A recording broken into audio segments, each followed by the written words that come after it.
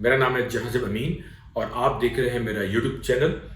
मेरे जो last vlog थे उसके अंदर मैंने आप लोगों से डिस्कस किया था कि अगर आपने अमेरिका, कनाडा, यूके या शेंगन का वीज़ा अप्लाई करना है तो आपकी स्ट्रेटजी क्या होनी चाहिए और आपने क्या क्या सवालात उनके जवाबात आपने देने हैं। और हमने काफ़ी डिटेल में उन तमाम सवालात को डिस्कस किया था कि जो आपसे वीज़ा ऑफिसर जो है अमेरिकन एम्बेसी का जब आप इंटरव्यू में जाते हैं तो वो आपसे कौन कौन से सवालात करता है। आज का जो मेरा वीलॉग है ये पर्टिकुलरली रिलेट करता है हमारा अमेरिका का जो विजिटर वीज़ा है B1 B2 एप्लीकेशन फॉर्म, उसके हवाले से। ना सिर्फ मेरे आज का वीलॉग उन B1 B2 को वीज़ा एप्लीकेशन फॉर्म को कवर करेगा, बल्कि कोई भी अगर आपने एप्लीकेशन आप किसी भी कैटेगरी के अंदर अगर आप अप्लाई कर रहे हैं तो फॉर्म इसका एक ही है, सिर्फ आपने कैटेगरी को चेंज करना होता है। तो ये हम आज के वीलॉग में इसको डिस्कस करेंगे। तो मेरा आज का वीलॉग ख़ास तौर पे उन लोगों के लिए बहुत इम्पोर्टेंस रखता है जो कि अमेरिका का वीज़ा अप्लाई करने का प्लान कर रहे हैं और उन्होंने वीज़ा एप्लीकेशन फॉर्म फिल करना है और उनको कोई प्रॉब्लम फेस हो रही है। क्योंकि नॉर्मली यही होता है कि जब आपने एप्लीकेशन फॉर्म फिल होनी है तो 98% लोग एप्लीकेशन फॉर्म किसी और से फिल करवाते हैं। उसका सबसे बड़ा जो आपको नुकसान होता है ना, वो ये होता है कि आपकी इंफॉर्मेशन कोई दूसरा शख्स जो होता है, चाहे वो आपका कोई जानने वाला हो या आप किसी एजेंट के थ्रू आप पैसे देके और ठीक ठाक पैसे लेते हैं एप्लीकेशन फॉर्म फिल करने के लिए, और उसके बाद भी क्या होता है कि उसमें कोई ना कोई मिस्टेक या कोई ना कोई गैप रह जाता है और उसकी उसके जो सर्कमस्टांसेस होते हैं उसकी जो बियर करना पड़ता है, वो इन दी एंड क्या होता है, एप्लीकेशन जो फॉर्म होता है जिसका इंटरव्यू होता है उसको जो है इन टर्म्स ऑफ रिजेक्शन जो है उसको उसको ये प्रॉब्लम फेस होती है और उसके पैसे भी ज़ाया जाते हैं और उसके अलावा उसका जो टाइम और फिर एक अजीब सी टेंशन लग जाती है बंदे को कि भाई मेरा वीज़ा फॉर्म जो है वो रिजेक्ट हो गया, एप्लीकेशन फॉर्म मेरा रिजेक्ट कर दिया गया है, अब मैं दोबारा अप्लाई करूँगा, वीज़ा मिलेगा नहीं मिलेगा। क्योंकि होता क्या है कि जब आप अपना फॉर्म किसी और से फिल करवाते हैं तो वो अपने पॉइंट ऑफ व्यू से उस फॉर्म को फिल करता है, वो आपका ट्रैवल प्लान डालेगा और जो आपका इंटरव्यू होता है बेसिकली वो आपका एप्लीकेशन फॉर्म की बेस के ऊपर होता है कि जो आपने एप्लीकेशन अप्लाई किया है उसमें आपने ट्रैवल प्लान क्या दिया है, उसमें आपने अपनी फैमिली की ट्रैवल इन्फॉर्मेशन और कौन कौन से आपके डेस्टिनेशन है जहाँ पे आपने जाके विजिट करना है। तो आपके जो सवालात होते हैं वो उसी फॉर्म से रिलेट जो है वीज़ा ऑफिसर करता है और अगर आपका फॉर्म किसी और ने फिल किया हुआ है तो अल्टीमेटली जारी बात है वो फिर आपके जो फॉर्म में जो लिखा हुआ है और जो आप उसको स्टेटमेंट दे रहे हैं उसमें काफ़ी डिफरेंस आ जाता है। और वीज़ा ऑफिसर जो होता है वो बेसिकली क्या करता है, आप जो भी उसको इन्फॉर्मेशन दे रहे होते हैं वो अपने सिस्टम के अंदर उसी वक्त फीड कर रहा होता है और उसका फिर नतीजा क्या निकलता है कि नेक्स्ट टाइम जब आप फिर जाएंगे तो वो अपने सिस्टम को देखेगा कि आपने लास्ट टाइम फॉर्म में क्या लिखा था और आपने जॉब क्या दी है और फिर अपने सिस्टम को देखता है तो अल्टीमेटली जो है ना वो फिर आपके रिजेक्शन के चांसेस ज़्यादा बढ़ जाते हैं। इसलिए मेरी एडवाइस यही है कि आप जो हैं अपना वीज़ा एप्लीकेशन फॉर्म, चाहे वो अमेरिका का हो, चाहे वो यूके का हो, चाहे वो शेंगन हो या कनाडा का हो, हमेशा उसको खुद फिल करें। आज के वीलॉग के अंदर मैं इन सब चीज़ों को कवर करूँगा क्योंकि जैसा कि मैंने अपने पिछले वीलॉग में आप लोगों को बताया था कि मेरे इस वक्त अमेरिका के ऑलमोस्ट 2 वीज़े लगे हुए हैं, कनाडा का लगा हुआ और शेंगन लगा हुआ है और ये अपने वीज़े मैंने खुद अप्लाई किए बगैर किसी हेल्प के, बगैर किसी को पैसे दिए हुए और मेरे सब वीज़े जो है मेरे फर्स्ट अटेम्प्ट के अंदर मुझे वीज़े मिले हैं। ये मैं आपको अपने दिखाता हूँ कि ये मेरा पासपोर्ट है और इसके बाद ये मेरा अमेरिका का वीज़ा लगा हुआ है B1 B2। इसके अलावा मेरा अमेरिका का जो दूसरा वीज़ा लगा हुआ है वो लगा हुआ है स्टूडेंट वीज़ा और ये दोनों वीज़े मेरे एक्टिव हैं। इन दोनों वीज़ों को मैंने खुद अपना एप्लीकेशन फॉर्म फिल किया और मैंने खुद इसको अप्लाई किया। उसके बाद जो है मेरा ये कनाडा का वीज़ा लगा हुआ है, इसका फॉर्म भी मैंने खुद ही फिल किया और मेरा फर्स्ट अटेम्प्ट में मेरा वीज़ा लग गया। इसके बाद मैंने ये अपना जो मेरा एक और शेंगन वीज़ा लगा हुआ है फ्रांस का, ठीक है, इसका भी मैंने एप्लीकेशन फॉर्म मैंने खुद फिल किया और मेरा वीज़ा जो है वो खुद ही जो है फर्स्ट अटेम्प्ट के अंदर मुझे मेरा वीज़ा अप्रूव हो गया। तो इसलिए ये कोई इतना डिफिकल्ट चीज़ नहीं है, सिर्फ आपने अपने डॉक्यूमेंट्स को अलाइन करना होता है और इन्फॉर्मेशन कलेक्ट करनी होती है। और पिछले 5-6 साल से मैं अपने वीज़े जो है रिन्यू करवा रहा हूँ और हर दफ़ा जो है सेम इन्फॉर्मेशन है, कोई बिग इतना बड़ा डिफरेंस नहीं आता क्योंकि जो फॉर्म में लिखा होता है उसमें सब रिक्वायरमेंट दी हुई है। तो शुरू करते हैं अपना आज का वीलॉग। थोड़ा सा लंबा होगा, उसकी रीज़न ये है कि हमने पूरा एक फॉर्म फिल करना है जो कि ऑनलाइन फॉर्म है, तो उसके लिए हमें तकरीबन ऑलमोस्ट थोड़ा टाइम लगेगा। लेकिन उन लोगों के लिए जो कि अपना वीज़ा अप्लाई करने का प्लान कर रहे हैं या करने वाले हैं और उन्होंने अपना फॉर्म फिल करना है, तो उनके लिए ये वीलॉग बहुत इंपॉर्टेंट है। मैं आपको स्टेप बाय स्टेप एक एक चीज़ बताऊंगा कि आपने कैसे अपने फॉर्म को फिल करना है।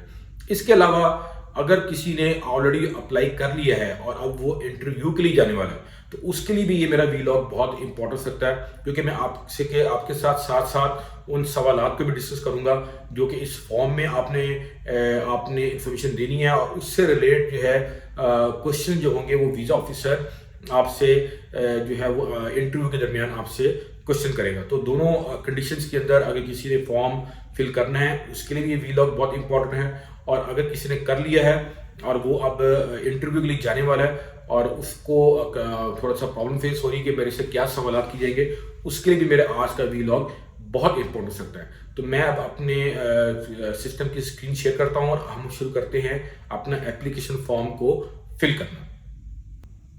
जी दोस्तों, जैसा कि मेरी स्क्रीन आपके साथ शेयर हो रही है, और इसकी जो वेबसाइट है अमेरिका का वीज़ा अप्लाई करने के लिए, ये एक ही वेबसाइट है और उसका नाम है ustraveldoc.com। इसके अलावा और कोई वेबसाइट नहीं है। आपने सिंपल इस वेबसाइट के ऊपर जाना है और जब आप इसको यहाँ पे एंटर करेंगे तो आपके सामने जो है ये apply for a US visa का जो है ये वेब पेज खुल जाएगा। इसके बाद आपने क्या करना है, अगर आप नीचे देखेंगे तो आपको यहाँ पे आपकी लोकेशन आ रही है कि आपने दुनिया की किस लोकेशन में या किस कंट्री में बैठ के आप ये वीज़ा अप्लाई कर रहे हैं। तो ये कंट्री वो होगा जहाँ पे आप इस वक्त आपकी रेजिडेंसी है। ये पाकिस्तान भी हो सकता है, ये मिडिल ईस्ट का कोई मुल्क भी हो सकता है, और ये दुनिया का कोई और मुल्क भी हो सकता है। हम इस फॉर्म को फिल करेंगे as a Middle East prospective से, या पाकिस्तान या इंडिया या बांग्लादेश के प्रोस्पेक्टिव से, क्योंकि नॉर्मली जो है इन कैटेगरीज के अंदर जो है ज़्यादा लोग जो है वीज़ा अप्लाई करते हैं और इन्हीं को ज़्यादा प्रॉब्लम फेस होती है। तो जिस तरह इस वक्त मैं इस वक्त सऊदी अरेबिया में रहता हूँ, रियाद के अंदर, तो मैं जो अपनी लोकेशन है वो सऊदी अरेबिया रियाद मेंशन करूँगा। लेकिन अगर आप इंडिया में हैं, पाकिस्तान में हैं, या बांग्लादेश में हैं, या किसी और मुल्क में हैं, तो आप अपने उस मुल्क की लोकेशन बताएंगे। तो अब जैसे ही मैं यहाँ पे लोकेशन करूँगा, मैं जाऊँगा एस के ऊपर, स्टार्ट फ्रॉम सऊदी अरेबिया। तो जो सारे कंट्रीज हैं जो कि एस से शुरू होते हैं, यहाँ पे इनकी सारी लिस्ट आ जाएगी। तो मैं यहाँ पे सऊदी अरेबिया के ऊपर क्लिक कर दूंगा। जैसे ही मैंने सऊदी पे क्लिक किया तो इसका मुझे एक और लैंडिंग पेज मिल गया, अप्लाई फॉर ए यूएस वीज़े के नाम से। तो अगर हम नीचे यहाँ पे आएंगे तो यहाँ पे आपको हर तरह की इंफॉर्मेशन, यहाँ पे non immigrant visa information, visa type, visa fees और पेमेंट ऑप्शन, DS-160 इंफॉर्मेशन। ये DS-160 फॉर्म है जो हम फिल करते हैं वीज़े के लिए। उसके बाद फिर आपकी अपॉइंटमेंट्स, बहुत सारी इंफॉर्मेशन है, बड़ी ही फ्रेंडली किस्म की अमेरिकन ने जो है यहाँ पे इंफॉर्मेशन पुट ऑन की हुई है। और अगर आप थोड़ा सा स्टडी करें तो बगैर किसी प्रॉब्लम के आप इसको आराम से कोई 2-3 घंटे के अंदर इस फॉर्म को आप फिल कर सकते हैं। इसके अलावा अगर आपने वीज़ा फीस देखनी हो तो अगर आप यहाँ पे क्लिक करेंगे वीज़ा फीस के ऊपर, तो आपको यहाँ पे सारी जो है वीज़ा फीस जो है विद एक्सचेंज रेट आपको हर चीज़ बताना शुरू कर देगा। अब क्योंकि मैंने लोकेशन सेलेक्ट की थी सऊदी अरेबिया, तो वो सऊदी अरेबिया के हिसाब से मुझे एक्सचेंज रेट बता रहा है। और नॉर्मली जो वीज़ा फीस शुरू होती है वो तकरीबन ऑलमोस्ट $185 से ये शुरू होती है, और मैक्सिमम कोई $300 तक इसकी फीस जाती है, डिपेंड कि आप किस कैटेगरी के अंदर वीज़ा अप्लाई कर रहे हैं। जो B1 B2 वीज़ा कैटेगरी है उसकी जो फीस है वो $185 इसके चार्जेस हैं। तो आप देखें, आपको यहाँ पे सारी जो है उन्होंने कैटेगरीज के दिए हैं, और $315 तक जो है मैक्सिमम जो है इसकी फीस जाती है। तो आप इसको भी यहाँ से कंसल्ट कर सकते हैं। अब हम आते हैं वापस अपने यहाँ पे DS-160 की तरफ। तो मैं यहाँ पे DS-160 जो फॉर्म है इस पर मैं क्लिक करूँगा, बिल्कुल मैं नीचे जाऊँगा और यहाँ पे मुझे मिल जाएगा the form DS-160 is online here. इस पर मैं क्लिक कर दूंगा तो यहाँ पे आ जाएगा apply for a non immigrant visa. ठीक है, जो कि नॉन इमिग्रेंट वीज़ा है। ये स्टूडेंट वीज़ा भी नॉन इमिग्रेंट होता है। इसके अलावा आपका H1 जो वीज़ा H1B जिसको बोलते हैं वो भी आपका नॉन इमिग्रेंट होता है। और आपका जो विजिटर है या टूरिस्ट है या कोई मेडिकल के लिए अगर आप जा रहे हैं किसी ट्रीटमेंट के लिए, तो उसके लिए भी आप नॉन इमिग्रेंट वीज़ा कैटेगरी में आप फॉल करते हैं। तो अब मैं क्या करूंगा सर, यहाँ पे आऊंगा, मैं यहाँ से करूंगा गेट स्टार्टेड। यहाँ से कहेगा कि आपकी लोकेशन बताएं, सिलेक्ट लोकेशन। अब देखें फर्स्ट करें, अगर मैं पाकिस्तान में सेलेक्ट करता हूँ तो मुझे पाकिस्तान की यहाँ पे तकरीबन 2 लोकेशनें मिल रही हैं, पाकिस्तान इस्लामाबाद और कराची के अंदर। ठीक है, तो आप जहाँ रहते हैं, जहाँ आपने इंटरव्यू जाके देना है, आप यहाँ से वो लोकेशन को सिलेक्ट करेंगे। अगर आप इंडिया में हैं तो आपको इंडिया के चेन्नई, हैदराबाद, कलकत्ता, मुंबई, काफ़ी लोकेशंस के ऊपर जो है इंडिया में 4-5 लोकेशंस के ऊपर, 5 लोकेशन के ऊपर ये इंडिया में जो है ना अमेरिकन यूएस एम्बेसी की कॉन्सुलेट है, जहाँ पे जाके आप अपना इंटरव्यू देंगे। मैं यहाँ पे सिलेक्ट करता हूँ सऊदी अरेबिया। अगर सऊदी अरेबिया की बात करें तो यहाँ पे आपको 3 लोकेशन मिलती है, जिसमें दहरान, जद्दा और रियाद है। अगर आप दुबई को डिस्कस करेंगे तो फिर आप देखेंगे कि यूनाइटेड अरब एमिरेट्स अगर मैं सेलेक्ट करता हूँ तो आपको इसमें अबू धाबी और दुबई की लोकेशन मिलती है। तो मैं अब फटाफट यहाँ से जाके सऊदी अरेबिया रियाद करता हूँ, जो कि मेरी करंट लोकेशन है। यहाँ पे आके मैं ये कोड डालूंगा, इसको W5X5N, और यहाँ पे आप देखें आ रहा है स्टार्ट एप्लीकेशन। अगर आपने ऑलरेडी फॉर्म पहले थोड़ा फिल कर लिया है, उसको सेव कर लिया, तो फिर आप इसको रिट्रीव कर सकते हैं। वो रिट्रीव कैसे करेंगे ये भी मैं आपको बताता हूँ अभी। तो हमने किया यहाँ पे स्टार्ट एप्लीकेशन। ठीक है, तो अब हम जल्दी से यहाँ पे आते हैं, हम यहाँ पे कहेंगे एग्री, और यहाँ पे हमारी एप्लीकेशन फॉर्म आ जाएगा। यहाँ पे हमारे पास आ गया इसका यहाँ पे एप्लीकेशन फॉर्म इंफॉर्मेशन। ये जो है ना आपने इमीडिएटली इसको सेव कर लेना है, ये आपकी आईडी है, क्योंकि जब आपने दोबारा अपना फॉर्म रिट्रीव करना है तो आपने इस आईडी की बेस पे करना है। तो हम इसको यहाँ से Ctrl+C करके इसको आप अपने नोट पैड के ऊपर इसको आप कॉपी कर लो। यहाँ मैंने ये एप्लीकेशन आईडी अपनी सेव कर ली। अब मैं वापस आऊँगा यहाँ पे, तो यहाँ पे उसने एक सीक्रेट क्वेश्चन दिया हुआ है। ये वो क्वेश्चन है, जब आप फॉर्म अपना रिट्रीव करेंगे तो उस सूरत में ये आपसे दोनों वेरिफिकेशन पूछेगा और आपसे आपकी डेट ऑफ बर्थ पूछेगा। तो मैं यहाँ पे दे देता हूँ इन विच सिटी और टाउन योर फर्स्ट जॉब, मैं यहाँ पे लिख देता हूँ फॉर एग्जाम्पल रियाद, और ये भी मैं जो है अपना यहाँ पे लिख देता हूँ ताकि मुझे याद रहे। ठीक है जी, इसको मैंने सेव कर दिया और अपने डेस्कटॉप के ऊपर मैंने इसको सेव कर दिया। अब मैं वापस यहाँ पे आता हूँ और मैं करूँगा कंटिन्यू। जी सर, जो सबसे पहले आपसे पूछता है वो आपकी पर्सनल इंफॉर्मेशन पूछता है। अगर आप इस फॉर्म के लेफ्ट पे देखें तो आपको ये personal, travel companion, previous US travel, address, passport, US contact, family, आपकी एजुकेशन और सिक्योरिटी बैकग्राउंड, ये तमाम जो हैं हमने फॉर्म के अंदर ये सारी हमने उसको इन्फॉर्मेशन देनी है। इसके अलावा और कोई आपने अटैचमेंट इसमें नहीं करनी। ये पूरा फॉर्म ऑनलाइन है, कोई अटैचमेंट नहीं है। कुछ डॉक्यूमेंट्स हैं जो आपने जब इंटरव्यू के लिए जाना तो आपने साथ लेके जाने हैं, वो मैं आपको स्पेशली एक सेपरेट वीलॉग में बता दूंगा कि आपने कौन कौन से डॉक्यूमेंट्स अपने अलाइन करके अपने साथ लेके जाने हैं।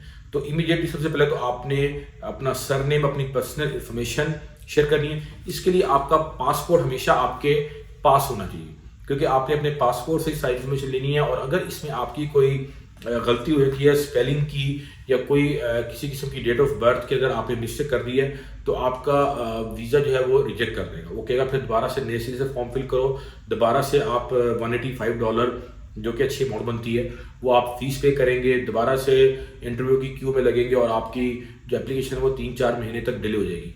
तो हमेशा अपना पासपोर्ट अपने साथ रखें, चाहे आपको आपकी मालूमात, इंफॉर्मेशन, आपको फर्स्ट नेम, लास्ट नेम पता भी क्यों ना हो, आप हमेशा इसको अपने पास रख के इस फॉर्म को फिल करें और एक दफ़ा वेरीफाई लाजम करें। तो मैं अपना जो फर्स्ट नेम है, मैं अगर पासपोर्ट देखूंगा तो मेरा यहाँ सर नेम यहाँ पे लिख दिया अमीन, और गिवन नेम जो हो गया ये मेरा हो गया जहाजिर। ठीक है, ये मैंने अपने पासपोर्ट से ले लिया। इसके बाद जो है वो पूछता है full name in native alphabet. हमारे यहाँ पे ऐसा कोई इस तरह का नहीं होता तो हम इसको कर देंगे डज नॉट अप्लाई। इसके अलावा अगर आप देखें तो लेफ्ट साइड के ऊपर आपको ये हेल्प, उसने एक एक चीज़ आपको गाइड की हुई है कि सर नेम आपने कहाँ से लेना है अपने पासपोर्ट पे और कहाँ से आपने इन्फॉर्मेशन जो है वो उसको आपने लेना है। इसका देखें आपने उसने आपको गिवन नेम का भी बताया हुआ है। एक एक चीज़ आपको यूएस एम्बेसी वालों ने बड़ी हेल्प के साथ ईजिली बता दी है।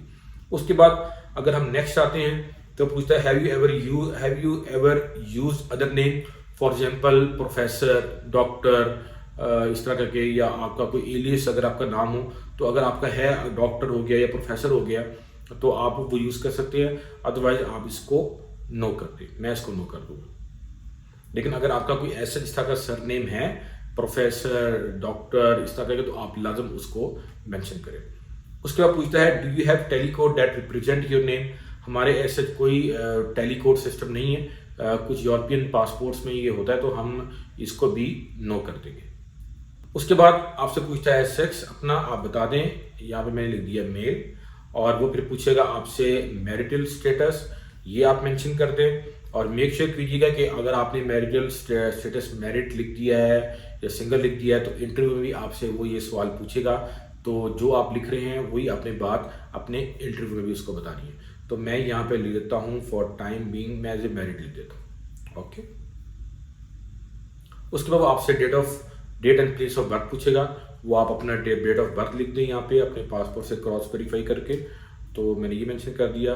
सिटी लिख दें जहाँ पे आपकी पैदाइश हुई है, मैंने यहाँ पे लिख दिया लाहौर, और स्टेट प्रोविंस अगर आप लिख दें अच्छी बात है, ना लिखें तो आप इसको डज नॉट अप्लाई भी कर सकते हैं, इसका कोई इफेक्ट नहीं पड़ेगा।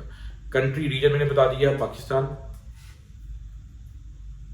ओके, और उसके बाद मैंने यहाँ से कर दिया नेक्स्ट। जैसे ही मैं नेक्स्ट करूँगा मेरा जो पिछली इन्फॉर्मेशन है वो ऑटोमेटिकली सेव हो जाएगी फॉर्म के अंदर। ओके, लेकिन फिर भी आपको ये मेरी एडवाइस है कि आप साथ साथ फॉर्म को सेव करते रहें, लेकिन ये बाय डिफ़ॉल्ट जैसे ही आप नेक्स्ट पे जाते हैं तो आपकी पहली इन्फॉर्मेशन जो है वो सेव हो जाती है। उसका पूछता है पर्सनल इन्फॉर्मेशन 2 के अंदर सिलेक्ट कंट्री आपकी नेशनलिटी, तो मैंने यहाँ पे लिख दिया पाकिस्तान।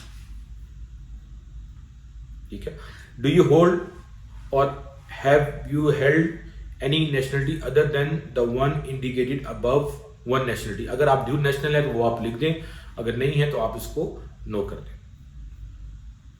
उसका पूछता है आपसे are you permanent resident of a country, ये बड़ी इंपॉर्टेंट है। अगर आप पाकिस्तान में हैं, नेशनलिटी आपकी पाकिस्तान में है और आप पाकिस्तान में रहते हैं तो फिर आप यहाँ पे इसको यस कर देंगे, लेकिन अगर आपकी नेशनलिटी पाकिस्तान की है और रहते हैं आप मिडिल ईस्ट में किसी और मुल्क में तो आप उस मुल्क का बताएंगे। ओके, ये आपकी रेजिडेंसी पूछ रहा है, तो मैं लिखूंगा यस, क्योंकि मैं कहाँ रहता हूँ, मैं सऊदी अरब में रहता हूँ, तो मैंने यहाँ पे लिखा सऊदी अरब।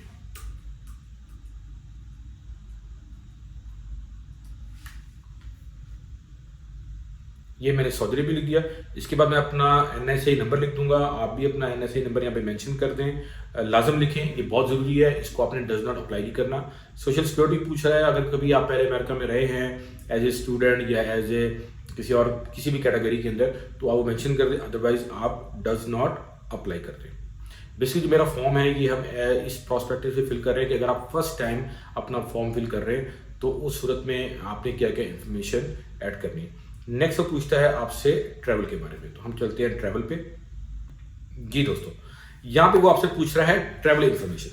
ट्रैवल इन्फॉर्मेशन में आपने उसको बताना है कि आपका ट्रैवल का प्लान क्या है।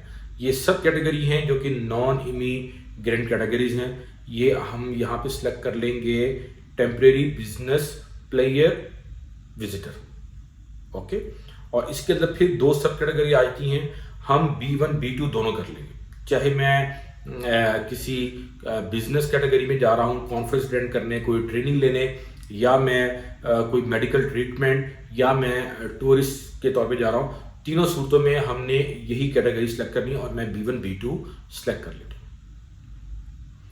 उसके बाद पूछता है have you made specific travel plan, तो हमने अपना ट्रैवल प्लान बताना है, ये लाजम उसको बताएं कि आपका ट्रैवल प्लान क्या है, और हमेशा थोड़ा फ्लेक्सिबल ट्रैवल प्लान रखें। कोई 5-6 महीने का आपका अगर आप जाना चाह रहे हैं, फॉर एग्जांपल एंड ऑफ 2024 जाना चाह रहे हैं, तो आप जो है अभी से साल के शुरू में उसको वीज़े को अप्लाई कर दें ताकि आपका प्रोसेसिंग टाइम और आपका जो ट्रैवल प्लान है वो फ्लेक्सिबल बन जाए। तो मैंने यहाँ पे अपना date of arrival in US लिख देना कि भाई मैं कब आ रहा हूँ, मैं लिख दूंगा भी फॉर एग्जाम्पल 2024 नवंबर में मैंने आना है और मैंने 1 नवंबर को आना है। ओके, फ्लाइट का अगर आपको पता है बता दें, अदरवाइज कोई इंपॉर्टेंट नहीं है। सिटी आपने बताना है कि आप किस सिटी में लैंड करेंगे, तो मैं यहाँ पे लिख देता हूँ न्यूयॉर्क। ओके, उसके बाद आपने बताया डेट ऑफ डिपार्चर कि आपने किस डेट को वापस जाना है, तो मैं लिखता हूँ भाई मैंने 2024 दिसंबर 1 को मुझे जाना है, मेरा 1 महीने का प्लान है अमेरिका के लिए। ओके, तो मैं यहाँ पे डिपार्चर फ्लाइट दूंगा और मैं डिपार्चर सिटी लिख दूंगा। सिटी मैंने दोबारा से लिख दिया कि मैं न्यूयॉर्क से ही दोबारा टेक ऑफ करूँगा। ओके, तो आप भी ये लिख दें। अगर आपने किसी और डेस्टिनेशन से करना तो वो लिख दें, कोई इशू नहीं है। उसके बाद आपने लिखना है कि provide the location you plan to visit in the US. ये जो क्वेश्चन है ना, ये बहुत ही इंपॉर्टेंट है। ये सवाल वो आपसे इंटरव्यू के दौरान भी करेगा कि आपने कौन सी लोकेशन हैं जिनको आपने विजिट करना है अमेरिका के अंदर। तो इसको प्रॉपरली प्लान करें कि आपने किन किन जगहों पे जाना है, कहाँ कहाँ घूमना है, किस सिटी में जाना है, किस स्टेट में जाना है। तो ये लाजम बताएं, क्योंकि यही वो आपसे क्वेश्चन करेगा इंटरव्यू में, और फिर क्रॉस वेरीफाई करेगा कि ये वही बात कर रहा है जो उसने फॉर्म में लिखी है या नहीं लिखी।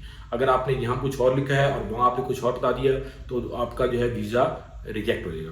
तो मैं यहाँ पे लिख देता हूँ फॉर एग्जाम्पल नेगरा फॉल। ओके, जाना है, और मैं और भी लिखूंगा, आप 3-4 लिख सकते हैं। बेहतर है कि अगर आप 1 महीने के लिए जा रहे हैं या 15-20 दिन के लिए जा रहे हैं तो आप कम से कम उसको एक अच्छी लोकेशन का बताएंगे, हम 4-5 लोकेशन के ऊपर विजिट कर रहे हैं। उसके अलावा मैं यहाँ पे लिख देता हूँ कि मैंने वाशिंगटन जाना है। ओके, तो उसके बाद बैक चलते हैं। वो कह रहा है कि अब अपने address where you stay in the US. ये अगर तो आप अपने किसी रिलेटिव के पास जा रहे हैं तो उसका एड्रेस बता दें, अदरवाइज बेटर ये कि आप अपने होटल का एड्रेस बताएं जहाँ पे आपने अपनी होटल की बुकिंग कराई है। और बुकिंग भी आपने अपने जब इंटरव्यू में जाएंगे तो अपने साथ लेके जानी है, जो कि उसका प्रूफ होगा कि आपने यहाँ पे स्टे करना है। मैं यहाँ पे लिख देता हूँ फॉर एग्जाम्पल हॉलीडे। ओके, मैंने हॉलीडे इन में स्टे करना है। यहाँ पे मैं एड्रेस लिख दूंगा, सिटी आप बता दें कि किस सिटी में होटल है। मैंने लिख दिया यहाँ पे न्यूयॉर्क। स्टेट मैंने लिख दी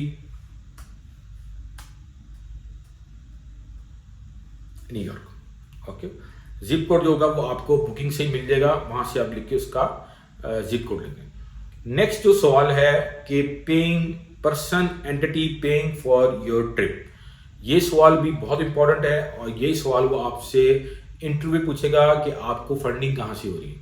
अब यहाँ पे अक्सर लोग जो है वो अपने किसी रिश्तेदार का नाम के लेते हैं, भी मेरा वो फलाना मुझे पैसे दे रहा है। तो ऐसा बिल्कुल नहीं होता। कोई भी शख्स आपको अय्याशी करने के लिए पैसे नहीं देता, ठीक है। तो ये बात उनको भी पता है, अमेरिकन को। तो आप हमेशा जो है अपना लिखें यहाँ पे सेल्फ, अनलेस कि आपका कोई इमीडिएट दूसरा भाई या आपके पेरेंट्स आपको पैसे ना दे रहे हों, या अगर आपकी कोई औरत अप्लाई कर रही है, आपकी बेगम अप्लाई कर रही है, तो वो अपने हस्बैंड का बताएगी कि मेरा हस्बैंड मुझे फंडिंग कर रहा है। या अगर अंडर 18 है या 18 से 22-23 तक एज है, तो उस सूरत में आप अपने पेरेंट का, अपने फादर का बता सकते हैं कि वो मुझे फंडिंग करे। इसके अलावा अगर आपने किसी और का बताया, चाचा, मामा, फुफड़ जो है मुझे वो पैसे दे रहा है, तो फिर जो है ना वो आपका वीज़ा जो है ना वो डाउटफुल हो जाएगा, और फिर चांसेस है कि वो आपका वीज़ा रिजेक्ट कर देंगे। तो हम यहाँ पे लिख देता हूँ, मैं लिखता हूँ कि मैं सेल्फ पे कर रहा हूँ। उसके बाद मैं लिखा ट्रेवल कंपेनियन। यहाँ पे पूछता है कि आपका ट्रेवल कंपेनियन, आप अकेले जा रहे हैं या आपके साथ कोई जा रहा है। तो ये सवाल भी वो आपसे इंटरव्यू में पूछेगा कि आपके साथ कौन जा रहा है। तो जो आप यहाँ पे लिख रहे हैं वही आप अपने इंटरव्यू में भी उसको बताएंगे। तो मैंने यहाँ पे लिख दिया person travelling with you, are there other person travelling with you. अगर तो आप अकेले हैं फिर आप नो कर दें, अगर आपके साथ कोई जा रहा है तो फिर आप यस कर दें। और यहाँ पे भी उसने आपको हेल्प दी हुई है, जिसमें उसने बताया हुआ है कि आपने इसका क्या क्या आंसर्स लिखने हैं। फैमिली है या आप एज ए ग्रुप जा रहे हैं, एज ए टूरिस्ट ऑपरेटर होते हैं, अगर उनके थ्रू जा रहे हैं तो आप वो भी बता सकते हैं। मैं यहाँ लिखता हूँ कि ट्रेवलिंग विद यू, मैं कहता हूँ यस। फिर पूछता है कि आप एज ए ग्रुप जा रहे हो या ऑर्गेनाइजेशन जा रहे हो, तो मैं लिखता हूं यहाँ पे नो। अब वो पूछ रहा है आपसे कि आपके साथ ट्रेवलिंग कौन कर रहा है। तो जो ऑप्शन यहाँ पे दे रहा है वो आपसे बता रहा है, पूछ रहा है parents, spouse, child, other relative, friend. तो बेहतर ये कि अगर आप अपनी फैमिली से जा रहे हैं तो फैमिली की बता दें, अगर आप अकेले जा रहे हैं तो आप अपनी अकेले की इंफॉर्मेशन यहाँ पे पुट कर दें। मैं यहाँ पे फॉर एग्जाम्पल अगर मेरी फैमिली जा रही है तो मैं यहाँ पे कोई भी अपनी नाम लिख देता हूँ, अपनी मिसेस का कोई भी नाम लिख देता हूँ, ठीक है, ऐसे करके। और मैंने उसको रिलेशन बता दिया कि स्पाउस। ओके, और फिर मैं करूँगा नेक्स्ट। अच्छा, एक चीज़ और मैं आपको बताता चलूँ, बैक जाके कि अगर आप अपनी फैमिली के साथ ट्रैवल कर रहे हैं तो फिर आपने अपने बच्चों के बारे में भी बताना है। Have you been in the US. अच्छा, मैं पहले यहाँ पे क्लिक करता हूँ।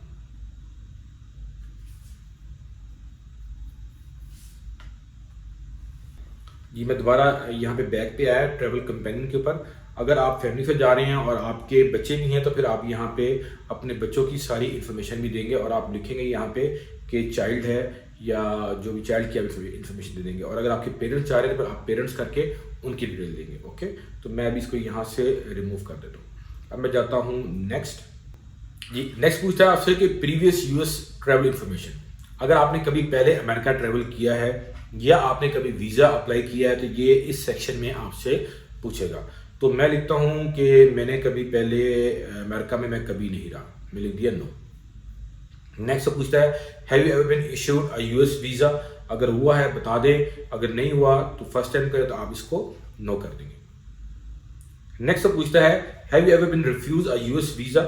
ये बहुत ही इंपॉर्टेंट सवाल है। अगर आपने पहले कभी अप्लाई किया है 6 महीने, साल, 2 साल, 3 साल, 4 साल, 5 साल के अंदर ख़ास तौर पे अगर आपने अपने फिंगरप्रिंट जब आपने दिए में, मेरा ख्याल है 5 से 8 साल पहले तक 10 साल पहले तक फिंगरप्रिंट नहीं होते थे, लेकिन अब फिंगरप्रिंट होते हैं।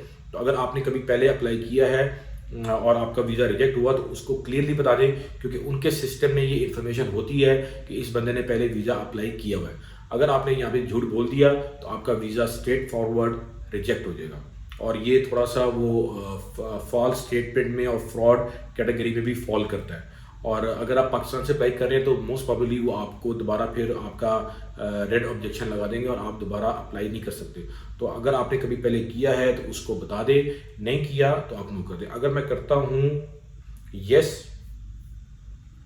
तो पूछेगा एक्सप्लेन करें आपने कब किया। तो यहाँ पे आप एक नॉर्मल सी एक स्टेटमेंट बता दें कि मैंने 3 साल पहले अप्लाई किया था, it was rejected because of unknown reason आप लिख दें। इस तरह करके आप लिख सकते हैं, लेकिन आपने बताना ज़रूर है कि आपका वीज़ा क्यों रिजेक्ट हुआ था। हम इसको कर देते हैं नो। इसके बाद जो नेक्स्ट पूछ रहा है कि have you ever filed an immigration. आपके अगर कोई रिलेटिव हैं, उन्होंने आपकी कोई इमिग्रेशन फाइल की हुई है तो आप उसको लाजम बता दें। वो ये सवाल भी आपसे इंटरव्यू में पूछेगा कि आपके किसी रिलेटिव ने आपकी इमिग्रेशन फाइल तो नहीं की हुई। और अगर आपके किसी रिलेटिव ने, आपके इमीडिएट रिलेटिव जिसमें आपके पेरेंट्स या आपकी सिबलिंग आ जाते हैं, उन्होंने अप्लाई किया हुआ तो आप उसको लाजम बताएं। अगर किया हुआ है और आपने नो कर दिया तो यहाँ पे भी आपका वीज़ा रिजेक्ट हो जाएगा, क्योंकि ये फॉल्स स्टेटमेंट के अंदर आता है कि किसी ने आपकी इमिग्रेशन फाइल की हुई है और आप उसको झूठी बात बता रहे हैं, तो आपकी जो इमिग्रेशन जो आपकी फाइल हुई है वो भी खतरे में पड़ जाएगी। तो अगर आप इसको यस करेंगे तो फिर आप यहाँ पे उसका प्रायोरिटी नंबर, उसकी डेट और उसका एक रेफरेंस नंबर होता है, वो आप यहाँ पे दे दें। मैं अभी इसको नो कर देता हूँ। और नेक्स्ट ऑप्शन है, चलते हैं एड्रेस की तरफ। यहाँ पे जी आप अपना रेजिडेंस एड्रेस बताएंगे। मैं आपसे अगर सऊदी में रहता हूँ तो मैं यहाँ पे लिख देता हूँ रियाद, ठीक है। सिटी मैंने लिख दिया यहाँ पे, एक मिनट जी, सिटी मैंने लिख दिया यहाँ पे रियाद। स्टेट में कर दूंगा डज नॉट अप्लाई, और पोस्टल कोड अगर आपको पता है दे दें, अदरवाइज आप इसको डज नॉट अप्लाई कर दें, ये इतना इंपॉर्टेंस नहीं रखता। कंट्री मैंने लिख दिया सऊदी अरेबिया, ओके। और फिर मेरे से पूछता है कि आपका जो मेलिंग एड्रेस है वो मैं कहता हूँ it is same as your home address. मैं इसको यस कर दी। फिर मेरे से फ़ोन नंबर पूछेगा, मैं यहाँ पे अपना फ़ोन नंबर बता देता हूँ उसको। और फिर पूछेगा सेक्रेटरी नंबर है तो बता दें, अदरवाइज नो कर दें। इसको आप वर्क फोन को डज नॉट अप्लाई कर दें, इंपॉर्टेंस नहीं रखता ये। उसके बाद have you use any other phone number in the last 5 year. अगर आपने कोई मोबाइल नंबर चेंज किया है कि आपने लास्ट टाइम वीज़ा अप्लाई किया था उस नंबर कोई और था वो बता दें, अदरवाइज आप इसको नो कर दें, ये इतना मैटर नहीं करता। उसके बाद आपका आ जाता है ईमेल एड्रेस। ईमेल एड्रेस बहुत इंपॉर्टेंट है, क्योंकि इसी बेस के ऊपर वो आपसे आपकी कम्युनिकेशन होगी, आपको इंटरव्यू की डेट वगैरह आएगी, तो हमेशा अपना ईमेल दें, किसी और का ईमेल कभी भी मेंशन ना करें। उसके बाद आपने लिख दिया कि अगर आप कोई और ईमेल एड्रेस करते हैं बता दें, अदरवाइज आप इसको नो कर दें। जी दोस्तों, जो नेक्स्ट सेक्शन है ये बहुत ही इंपॉर्टेंस रखता है, ख़ास तौर पे पाकिस्तानियों के लिए, या इंडियंस हो गए या जो बांग्लादेश हो गए या और ममालिक हैं, उनके लिए बहुत इंपॉर्टेंस रखता है सोशल मीडिया। आपसे वो आपके सोशल मीडिया का इंफॉर्मेशन अब पूछना शुरू हो गए हैं। आज से 4 साल पहले तक वो ये सवाल नहीं पूछते थे, लेकिन अब जब से सोशल मीडिया बहुत ज़्यादा हुआ है तो वो आपसे अपने सोशल मीडिया की इंफॉर्मेशन मांगते हैं। और यहाँ पे मैं आपको बता दूँ कि सोशल मीडिया के ऊपर नॉर्मली हम लोग जो है बहुत ज़्यादा जो है सोचे समझे बगैर जो है हम लोग अब्यूजिव लैंग्वेज यूज़ करते हैं, या कोई जो है एक्सट्रीमिस्ट किस्म के हम लोग पोस्ट करते हैं, या किसी भी बिला वजह जो है हम जो है कोई ना कोई पोस्ट लगाते हैं जो कि किसी ना किसी मुल्क के ख़िलाफ़ होती है, किसी के हक़ में होती है, तो कभी भी अपने सोशल मीडिया को गलत इस्तेमाल ना करें, क्योंकि अब अमेरिका वाले जो है इसको प्रॉपर्ली ट्रैक करते हैं, और पाकिस्तान के अंदर या दुनिया में कोई ऐसा शख्स नहीं है जिसका सोशल मीडिया अकाउंट नहीं है। अगर आप लिखेंगे कि मेरा सोशल मीडिया अकाउंट नहीं है, तो वो समझेंगे कि ये बंदा झूठ बोल रहा है, और वाकई झूठ बोल रहा होगा, क्योंकि हर बंदे का कहीं ना कहीं प्रोफाइल है। तो अब हम देखते हैं यहाँ पे सोशल मीडिया के अंदर वो कौन से प्लेटफॉर्म है जो वो हमसे पूछ रहा है। तो वो आप देखेंगे सब उसने जो सोशल मीडिया है जिसके अंदर आपका फेसबुक हो गया, गूगल हो गया, इंस्टाग्राम, लिंक्डइन, सब उन्होंने दिया हुआ है, क्योंकि कोई बंदा ये ना कहे मेरा यहाँ पे अकाउंट नहीं है। यूट्यूब देख लें, ट्विटर देख लें, तो हम लोग पाकिस्तानी बहुत ज़्यादा फेसबुक, ट्विटर यूज़ करते हैं, और उस पर हम लोग अक्सर जो है हमारे लोग जो हैं वो पॉलिटिकल या रिलीजियस या बिला वजह आपका कंसर्न नहीं होता, आप एक स्टेटमेंट उठा के दे देते हैं या आप पोस्ट लगा देते हैं, तो उसकी वजह से आप देख लें आप प्रॉब्लम में आ सकते हैं। तो मैं यहाँ पे अपना जो है एटलीस्ट आप कम से कम 2 ज़रूर बताएं, एक फेसबुक का और एक आपने बताना है अपना लिंक्डइन का। मैं ऐड अनदर करता हूँ और यहाँ पे मैं डालता हूँ लिंक्डइन उसको लाजम बताएं, ताकि वो आपका जो प्रोफेशनल कैरियर है उसको वो चेक कर सकें। और अगर आप इंजीनियर हैं, डॉक्टर हैं, कंप्यूटर से रिलेट करते हैं, प्रोग्रामर हैं, तो उसका आपको एडवांटेज जाएगा, क्योंकि लिंक्डइन के ऊपर जो है कोई भी इन्फॉर्मेशन फेक नहीं होती, वो उसको as a reliable source of information लेते हैं। तो मैं अब यहाँ पे अपना सोशल मीडिया का जो भी मेरा लॉगिन है, मैंने अपना नाम बता दिया। लॉगिन नहीं बताना, आपने अपना नाम बताना है जो आपका आइडेंटिफायर है, ठीक है। और यहाँ पे भी मैंने अपना नाम बता दिया। तो फिर मेरी आप लोगों से एक रिक्वेस्ट है कि कभी भी अपने सोशल मीडिया के ऊपर पॉलिटिकल, रिलीजियस या किसी मुल्क के खिलाफ बिला वजह जो है आप फॉल्स, झूठ, गाली, अब्यूज़ मत करें, अदरवाइज आप प्रॉब्लम में आ जाएंगे। तो मैंने उसके अलावा आगे पूछता है आपकी कोई प्रेजेंस है किसी और वेबसाइट के ऊपर, तो इसको हम नो कर देते हैं। ओके, मेरा ख्याल है ये इन्फॉर्मेशन इनफ है फेसबुक और लिंक्डइन के बारे में बताना। अब मैं जाता हूँ नेक्स्ट दोस्तों, यहाँ पे आ गया हमारा पासपोर्ट इन्फॉर्मेशन। ये अब हमारे पास हमारा पासपोर्ट अवेलेबल होना चाहिए। आपसे वो पासपोर्ट नंबर पूछेगा, मैं यहाँ पे अपना पासपोर्ट नंबर डाल देता हूँ, और एक बुकलेट नंबर पूछता है, ये लाजम आप दें। ये आपके पासपोर्ट के राइट कॉर्नर में नीचे आपको इन्फॉर्मेशन दी होगी बुकलेट नंबर, तो मैंने यहाँ पे अपना बुकलेट नंबर डाल दिया। और country authority date issue passport, ये मैं हमेशा अपना मुल्क लिखूंगा पाकिस्तान, जहाँ की आपकी नेशनलिटी है, ठीक है। तो मैंने यहाँ पे पाकिस्तान कर दिया। उसके अलावा आप लिख देना कि कहाँ से इशू हुआ है। मैं लिख देता हूँ ये मेरा लाहौर से इशू हुआ है। ओके, स्टेट अगर आपके हमारे पासपोर्ट पे स्टेट नहीं दी होती तो मैं स्टेट नहीं लिखूंगा, और कंट्री रीजन मैंने यहाँ पे भी कर दिया पाकिस्तान। ओके, नेक्स्ट जो है पासपोर्ट की डेट, इशू और एक्सपायरी मैंने बतानी है। ये मैं अपने पासपोर्ट से नोट करके मैं कोई भी बता देता हूँ जो मेरी है, तो आप भी अपने एज पर पासपोर्ट लाजम लिखें और सही लिखें। ओके, अगर इसमें कोई मिस्टेक हो गई तो आपका वीज़ा एप्लीकेशन फॉर्म रिजेक्ट कर देंगे और कहेंगे दोबारा से आप अप्लाई करें। उसमें कहता है कि have you ever lost a passport और हैड वन स्टोलन। अगर कभी आपका पासपोर्ट गुमा है, चोरी हुआ है, बता दें, अदरवाइज आप इसको नो कर दें। नेक्स्ट किया यूएस कॉन्टैक्ट, ये भी बहुत इंपॉर्टेंट है। मैंने यहाँ पे एक इन्फॉर्मेशन, अच्छा अगर मैं कोई मिस्टेक करूंगा या मैं कोई फील्ड खाली छोड़ूंगा तो वो इमीडिएटली मुझे इंडिकेट कर देता है कि आप इन्फॉर्मेशन आपने सिलेक्ट नहीं की। तो ये भी एक एडवांटेज है कि मैं इसको यहाँ पे अपना रेगुलर मैंने कर दिया कि अगर मेरी कोई इन्फॉर्मेशन मैंने मिस कर दी है तो वो आगे फॉर्म को प्रोसीड नहीं करता। तो मैंने यहाँ पे अब कर दिया, नेक्स्ट पे चला गया। यहाँ पे आगे जी यूएस पॉइंट ऑफ कॉन्टैक्ट। तो अगर आपका कोई अमेरिका के अंदर आपका कोई रिलेटिव या जानने वाला है तो आप उसकी इन्फॉर्मेशन दे दें। अच्छा, यहाँ पे एक चीज़ मैं आपको बताता चलूँ कि ऑलमोस्ट तकरीबन 2-2.5-3 मिलियन पाकिस्तानी जो है वो अमेरिका में रहते हैं। तो अगर आप उनको इन्फॉर्मेशन बता देंगे, अक्सर वो कहते हैं जी आप मत बताएं, लेकिन अमेरिका में कोई पता है कि अगर ये पाकिस्तानी जा रहा है इसका कोई ना कोई दोस्त, यार, रिश्तेदार कोई ना कोई वहाँ पे लाजम होगा। तो अगर आपका है तो बता दें, अदरवाइज आप उसको कर दें डू नॉट नो, ठीक है। तो बेसिकली तो ये आप अच्छा अगर आप किसी ट्रेनिंग के लिए जा रहे हैं या तो किसी अपना, तो फिर आप उसका ऑर्गेनाइजेशन का यहाँ पे नाम लिख देंगे जिनकी तरफ से आपको स्पॉन्सर लेटर आया हुआ, तो उसके लिए फिर आपको उसका स्पॉन्सर लेटर भी लगाना पड़ेगा। या आप कोई मेडिकल चेकअप के लिए जा रहे हैं, दोनों सूरतों में आपने यहाँ पे ऑर्गेनाइजेशन नेम बता देते हैं। तो मैं अभी यहाँ पे इसको मैं कर दूंगा डू नॉट नो, और अगर मैं यहाँ पे लिखूंगा तो फिर मुझे रिलेशन बताना पड़ेगा। आप देखिए रिलेशन में spouse, friend, business associate, employer, school official और अदर, ठीक है। तो अगर मैं यहाँ पे लिख देता हूँ फॉर एग्जांपल रिलेटिव, तो वो फिर मेरे से आगे से उसका एड्रेस पूछेगा कि अपने रिलेटिव का एड्रेस बताओ, ओके।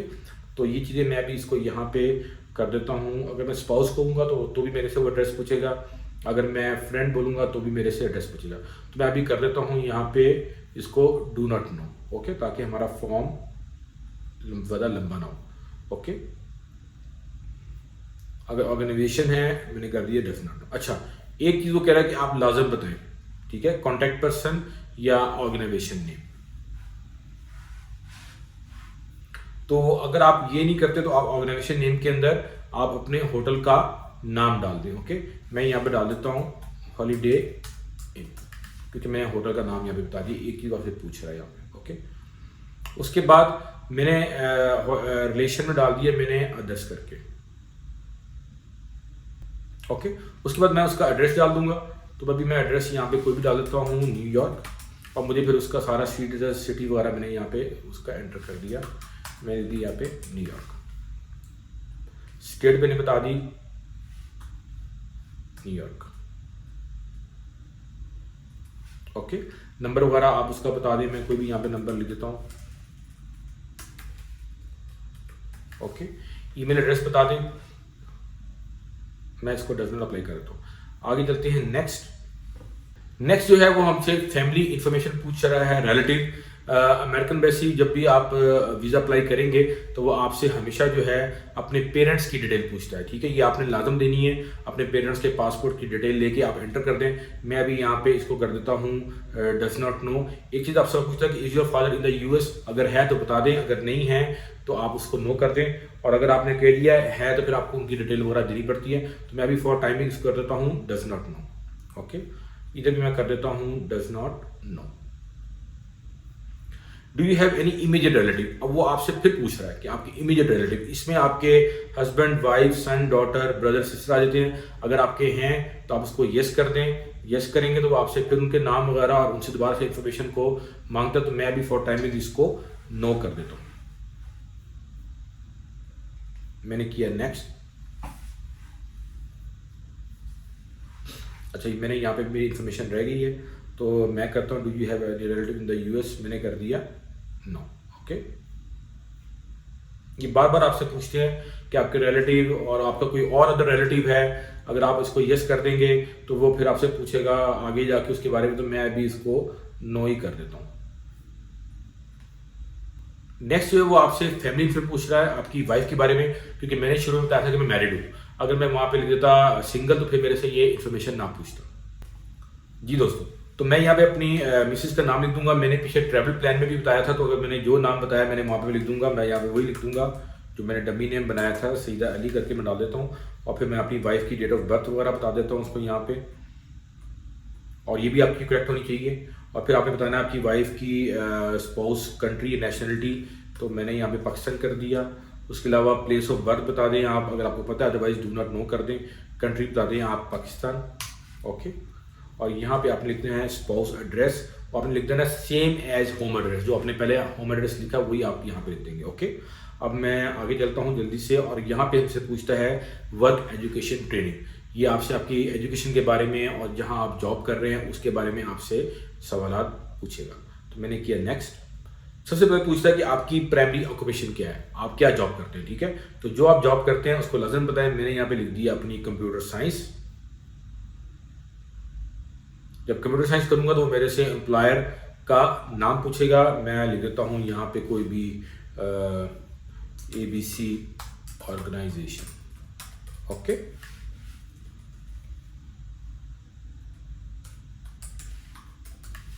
और मैंने यहाँ पे उसका एड्रेस डाल दिया।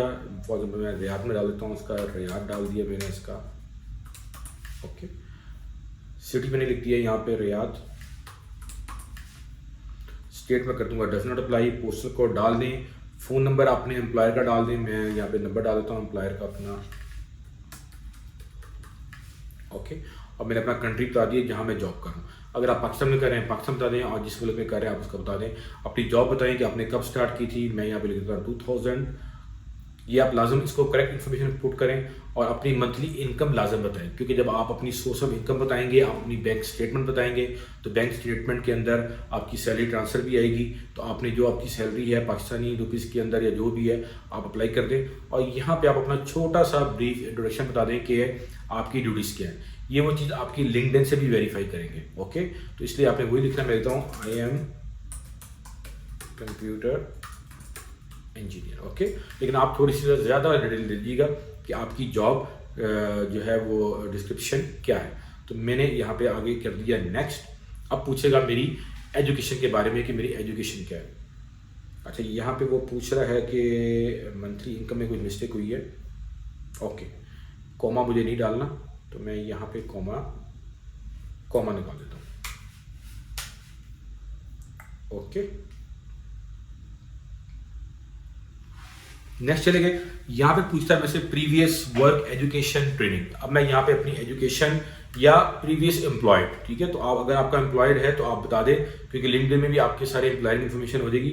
मैं अभी इसको just for time being no कर देता हूँ, लेकिन अगर आपका पहला एम्प्लॉयर है तो आप लाजम उसकी इन्फॉर्मेशन दें। अब पूछता है कि आपने सेकेंडरी लेवल से अबव ली है, मैं कहता हूँ येस। जब मैं करता हूँ येस तो पूछता है नेम ऑफ ऑर्गेनाइजेशन। मैंने यहाँ पे डाल दिया पंजाब यूनिवर्सिटी। ओके, और मैंने यहाँ पे इसका एड्रेस डाल दिया, सिटी डाल दिया, स्टेट डाल दें आप पंजाब।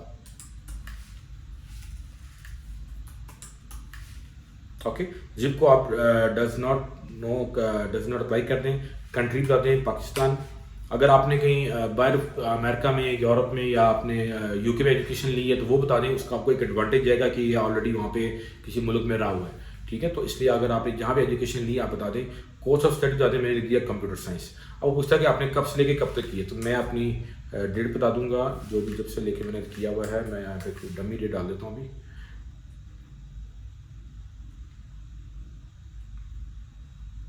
ओके, ये मैंने कर दिया। इसके अलावा अच्छा, अगर आपकी और एजुकेशन हिस्ट्री है तो आप जस्ट यहाँ पे ऐड अनदर करें और बता दें। अगर आपने ग्रेजुएशन कोई कोर्सेज वगैरह किए तो लाजम उसको बताएं, क्योंकि इसका आपको एक बेनिफिट जाएगा इंटरव्यू के दरमियान। ओके, फिर मैंने आपने किया नेक्स्ट। आगे पूछता है कि do you belong to a clan or tribe. अगर आप किसी ट्राइब से करते हैं बता दें, अदरवाइज आप इसको नो कर दें। लैंग्वेज मैं बता दूंगा यहाँ पे इंग्लिश। अगर आपको कोई और लैंग्वेज आती है जर्मन, फ्रेंच, तो वो बता दें, उसका भी आपको एक एडवांटेज जाएगा।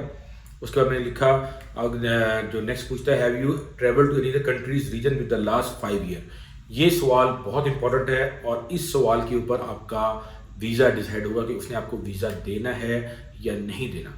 उसकी रीज़न ये है कि अगर तो आप जा रहे हैं as a tourist visa apply कर रहे हैं और आपकी कोई ट्रैवलिंग हिस्ट्री नहीं है, तो उनके फिर जेहन में ये बात जाती है कि भाई ये बंदा अमेरिका ही क्यों जाना चाह रहा है। ठीक है, तो फिर वो डाउट आ जाते हैं और वो फिर आपको वीज़ा वहाँ पे मुश्किल से देते हैं। तो अगर आपकी ट्रैवलिंग हिस्ट्री है, अगर आप दुनिया के किसी मुल्क में गए हुए हैं तो लाजम बताएं, और अगर आपकी नहीं है तो कोशिश करें कि आपकी ट्रैवल हिस्ट्री बिल्ड हो जाए, उसको प्लान करें। अमेरिका का वीज़ा लेने के लिए आपको प्रॉपर प्लान करना पड़ता है, क्योंकि अगर आप डायरेक्टली कहेंगे जी मैं अमेरिका जा रहा हूँ फिरने के लिए, टूरिज्म के लिए, वो कहेंगे ये अपने मुल्क से तो बाहर गया नहीं है या ये किसी और मुल्क में गया नहीं है तो ये जा रहा है अमेरिका फिरने के लिए, इसका मतलब इसने वहाँ जाके गायब हो जाना है। तो अल्टीमेटली वो आपका वीज़ा जो है इस आंसर के ऊपर रिजेक्ट कर देते हो। हमेशा अपनी जो है ट्रैवलिंग हिस्ट्री लाजम बनाएं। उसके लिए बेस्ट ऑप्शन मैं बताऊंगा कि आप मिडिल ईस्ट के मुल्क हैं वहाँ चले जाएं, उधर फिर लें। दुबई हो गया, कतर हो गया, बहरीन हो गया, इसका ट्रिप कर लें। एक ट्रिप अपना तुर्की का कर लें, ठीक है, और एक कोई अपना आप बैंकॉक, थाईलैंड या सिंगापुर में से किसी एक कंट्री का आप एक ट्रिप करके अपनी एक ट्रैवल हिस्ट्री बना लें जो कि जस्टिफाई करे कि भाई ये बंदा एक्चुअली टूरिस्ट है और फिरने के लिए जा रहा है। अगर आपकी ट्रैवलिंग हिस्ट्री नहीं है तो ट्रूली स्पीकिंग आपका वीज़ा रिजेक्ट है। ये मेरा पर्सनल एक्सपीरियंस तो नहीं है क्योंकि मेरी ट्रैवलिंग हिस्ट्री काफ़ी स्ट्रॉन्ग थी, लेकिन मैंने लोगों को देखा है कि वो जब उनकी ट्रैवलिंग हिस्ट्री नहीं होती और वो लिख रहे हैं कि जी हम एज ए टूरिस्ट जा रहे हैं, तो उनको वीज़ा वो नहीं देते, उसको रिजेक्ट कर देते हैं। ओके, तो आप अपना ट्रैवलिंग हिस्ट्री बना लें। अगर आप कहते हैं येस तो फिर वो आपसे पूछेगा कि आप किन मुल्कों में गए हैं, और ये वो चीज़ आपके पासपोर्ट से वेरीफाई करेंगे। इसलिए अपने पुराने पासपोर्ट साथ लेके जाएं जहाँ पे आपके वीज़ा लगे हुए। तो मैंने यहाँ पे लिख दिया यूएई ओके, मैं यहाँ पे डाल देता हूँ, मैं तुर्की गया हूँ तो मैं तुर्की डाल देता हूँ यहाँ पे।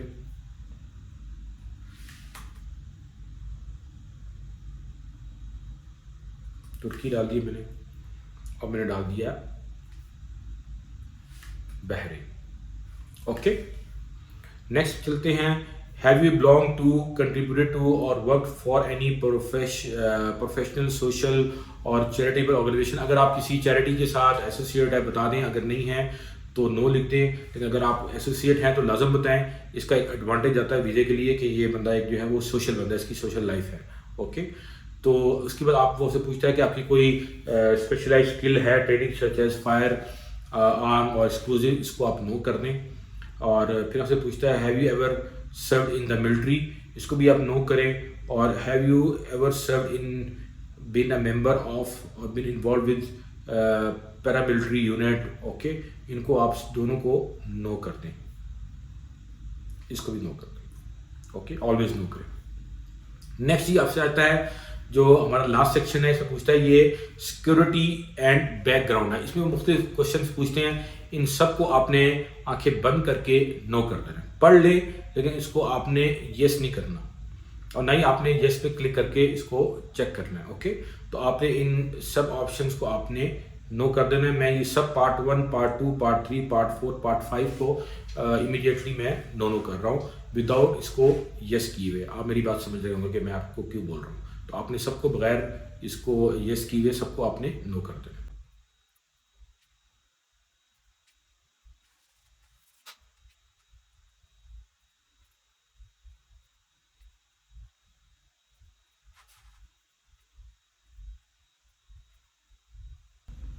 ठीक है जी, मैं इन सबको नो कर दिया। और नेक्स्ट जो फाइनल सेक्शन है वो आपसे कहेगा कि अपनी फोटो को अपलोड करें। फोटो के लिए आपने जो है आपके ग्लासेस नहीं लगे होने चाहिए, कैप ना ली हो, और आपकी शोल्डर और आपका फेस प्रॉपर विजिबल हो, और आपका वाइट बैकग्राउंड के साथ हो। ओके, तो मैं यहाँ पे अपनी फोटो अपलोड कर देता हूँ। ये उन्होंने यहाँ पे फोटो क्रॉपिंग टूल भी दिया हुआ है, अगर आपने फोटो को एडजस्ट करना है। तो मैं अभी फॉर टाइमिंग अपनी कोई भी पिक्चर अपलोड कर देता हूँ, लेकिन अपनी साथ आप पिक्चर लाजम लेके जाएं। ओके, क्योंकि अगर आपकी समटाइम पिक्चर सही अपलोड नहीं होती तो फिर वो आपसे वहाँ पे फोटो मांगेंगे।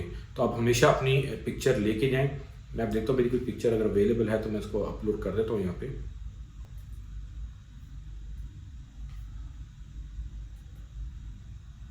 मैंने किया अपलोड। ओके, तो जो साइज है बेसिकली वो मेरा इमेज एक्सटीड मैक्सिमम फाइल से 240 KB का होना चाहिए। मैं कोई और पिक्चर देखता हूँ, अगर कोई यहाँ पे मुझे मिल जाती है तो।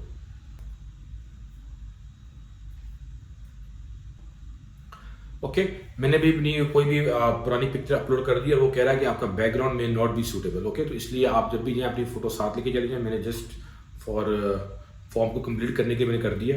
आप पूछ रहे कंटिन्यू विदाउट अ फोटो। अच्छा, मैं कंटिन्यू विदाउट फोटो भी कर सकता हूँ। ओके, तो मैं विदाउट फोटो कर देता हूँ और बाद में अपलोड कर दूंगा, या आप जब जाएं तो अपने साथ अपनी पिक्चर ले जाएं। नेक्स्ट पूछता है कि अगर आपने फॉर्म को रिव्यू करना है तो यहाँ पे आपसे फाइनली पूछेगा रिव्यू कर ले।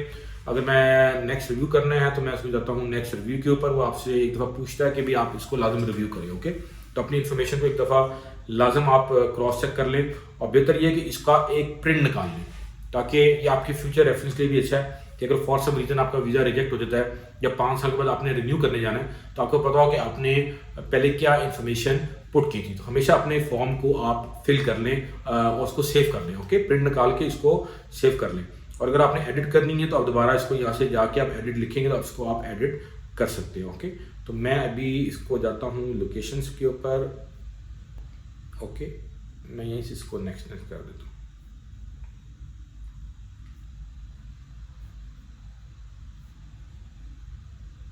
आप देखें ये सारी मेरी इन्फॉर्मेशन आ रही है, जो मैं चीज़ें ऐड की हुई, तो मैं इसको यहाँ से एडिट भी कर सकता हूँ अगर मेरे से कोई मिस्टेक हो गई हो तो।